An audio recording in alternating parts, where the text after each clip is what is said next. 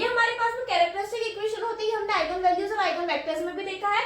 हमारे पास में characteristic equation होती है indeterminate a minus lambda equals to 0, जहां पर लैम्डा हमारे पास में क्या होता है, आइगन वैल्यू। तो कैली-हैमिल्टन थ्योरम हमें क्या कहती है, ये कहती है कि every square matrix satisfy its own characteristic equation. इसका क्या मतलब होता है, इसका मतलब होता है कि अगर हमारे पास में कोई सा भी अगर एक स्क्वायर मैट्रिक्स होगा तो उसका जब हम कैरेक्टरिस्टिक इक्वेशन को फाइंड करेंगे तो वो स्क्वायर मैट्रिक्स उस कैरेक्टरिस्टिक इक्वेशन को सैटिस्फाई करेगा। एक एग्जांपल से समझते हैं। सपोज ये हमारे पास में मैट्रिक्स दे रखा है, ठीक है, जो कि हमारे पास में क्या 3x3 का एक स्क्वायर मैट्रिक्स है।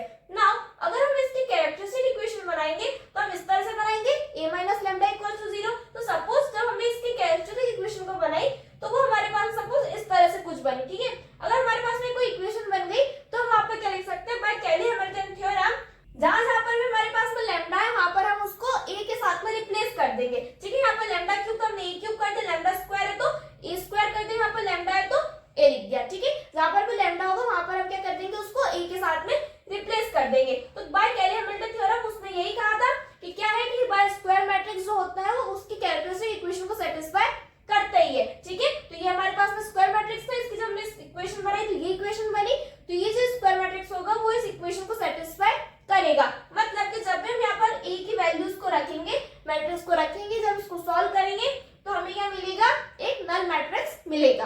तो आपको क्वेश्चन आता है कि ये मैट्रिक्स दे रखा था और प्रूव करो कि क्या ये हमारे पास में कैली-हैमिल्टन थ्योरम प्रूव इसमें हो रही है या नहीं हो रही है, वेरीफाई करने को कैली-हैमिल्टन थ्योरम। एक और क्वेश्चन वो पूछता है कि also find the a inverse. a inverse कैसे निकालेंगे, देखो a इनवर्स हम किस तरह से निकालेंगे, जो हमारे पास में इक्वेशन होगी इसमें हम दोनों साइड पे a इनवर्स का मल्टीप्लाई करेंगे, दोनों साइड में इनवर्स का मल्टीप्लाई करेंगे, उससे हमें a इनवर्स की वैल्यू मिल जाती है। a इनवर्स a की पावर 4, a की पावर 5, और या फिर हमारे पास में a इनवर्स 2 भी हमसे कभी पूछा जाता है, तो उसको हम कैसे फाइंड करते हैं। अगर आपको उस टॉपिक का फुल एक्सप्लेनेशन चाहिए विद एग्जांपल्स तो मैंने इस पर डिटेल वीडियो बनाया है, जिसका लिंक डिस्क्रिप्शन में, वहां से आकर उसको देख सकते हैं। और इस टाइप के एग्जाम ओरिएंटेड कंसेप्ट के लिए प्लीज चैनल को सब्सक्राइब करना ना भूलें।